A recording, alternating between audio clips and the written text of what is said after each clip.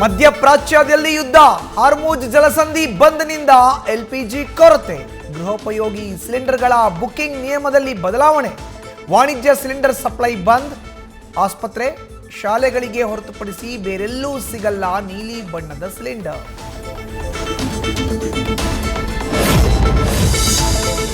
ಬೆಂಗಳೂರಿಗೂ ತಟ್ಟಿದ ಯುದ್ಧದ ಬಿಸಿ, ಸಿಲಿಂಡರ್ ಪೂರೈಕೆಯಲ್ಲಿ ಹೋಟೆಲ್ಗಳಿಗೆ ವ್ಯತ್ಯಯ, ಸರಿಯಾಗಿ ಪೂರೈಕೆ ಆಗದೆ ಇದ್ರೆ ರಾಜಧಾನಿಯ ಹಲವು ಹೋಟೆಲ್ಗಳು ಬಂದ್ ಆಗೋ ಆತಂಕ.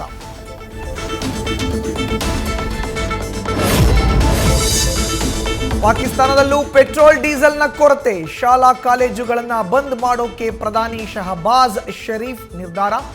ದಿಢೀರ್ ಅಂತ ಪೆಟ್ರೋಲ್ ಬೆಲೆಯಲ್ಲೂ 55 ಪಾಕಿಸ್ತಾನ ರೂಪಾಯಿ ಏರಿಕೆ.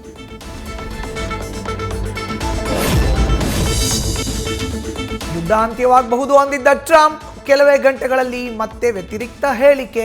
ನಿರ್ಣಾಯಕವಾಗಿ ಇರಾನ್ನ ಸೋಲಿಸೋವರೆಗೂ ಯುದ್ಧ ಅಂತ ಮತ್ತೆ ಎಚ್ಚರಿಕೆ.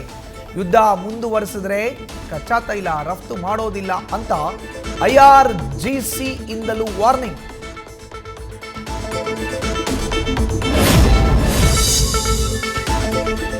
ಕೆಪಿಸಿಸಿ ಅಧ್ಯಕ್ಷರಾಗಿ DK ಶಿವಕುಮಾರ್ 6 ವರ್ಷ ಪೂರ್ಣ. ಇವತ್ತು ಪಕ್ಷದ ಎಲ್ಲಾ ಶಾಸಕರಿಗೂ ಭೋಜನ ಕೂಟ ಆಯೋಜನೆ.